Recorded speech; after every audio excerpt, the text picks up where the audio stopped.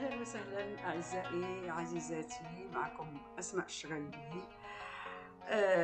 أخصائية في العلاج النفسي، عاشقة للفن والثقافة على العموم، خبيرة في الهجرة في التواصل، وسعيدة بالتواصل معكم. ونتمنى أنني نكون كنفيدكم ولو بشي فكرة أو حتى طاقة إيجابية عبر ألوان، عبر موسيقى، عبر ابتسامة كذلك لها صدقة جارية.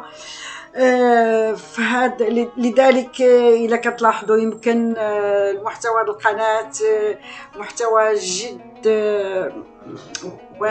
واسع ما فيش مسائل خاصة، فيه بعض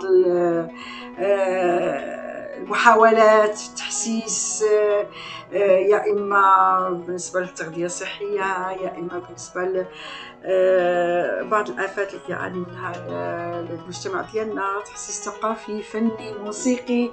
المهم أو بعض اللحظات كذلك، إما جولات إما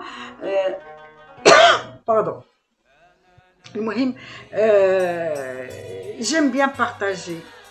والآن سعيدة بهذه السلسلة الجديدة اللي غنقترح عليكم، مرحبا بكم فيها، اللي غادي تكون سميتها أجيو نتفرجوا ونناقشوا. غادي يكون برنامج اللي غادي تشوفوا فيه معايا وغنشوف فيه معاكم، إما شريط تلفزي، شريط سينما، مسلسل، إما بالعربية أو بالفرنسية، إنتاج مغربي أو إنتاج أجنبي. المهم مسائل اللي نناقشوها مجموعين. حبذا النهار اللي تكونوا مستعدين باش يكون مباشر وتكون ديريكتومون باي تشات، النقاش يكون بيني وبينكم. اون اتوندون باش تكبر شويه، يمكن المشاهدات، يمكن يكون عدد كبير اللي يقبل على هذه الفكره لما تنتشر. بالانتظار غادي يكون تسجيل، انا غادي نسجل دابا وغادي نتفرج في الفيلم اللي غادي تفرجوا فيه، وغادي نوقف في اللقطه اللي غادي نبغي نناقشها معكم او نثير المشكل اللي كيطرحوا الفيلم او المسلسل.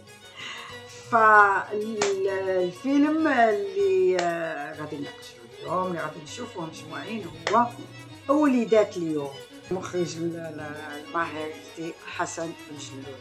اذا نبقاو مع هذا الفيلم اللي عرضاته دوزال بالامس، مشكورة. فيلم فيه نقاط، ما غاديش نحرق المراحل، ولكن نخليكم تفرجوا، وساعة غنطلع لكم شي فكرة أو تحليل أو كلكو شوز. ونتمنى نتوما اللقاء الوحيد، التواصل الوحيد اللي يمكنكم ديروه معايا هو أنكم تخليوا لي في التعليقات اقتراحاتكم، مشاعركم، إحساسكم حول النقاط اللي غادي يثيرها الفيلم واللي غادي نثيرها معكم. تحياتي وفرجتكم ممتعه، ونتمنى ان هذه السلسله الجديده اللي كنقترحها عليكم ديال اجيو نتفرجوا ونناقشوا نال الاعجاب ديالكم. باي.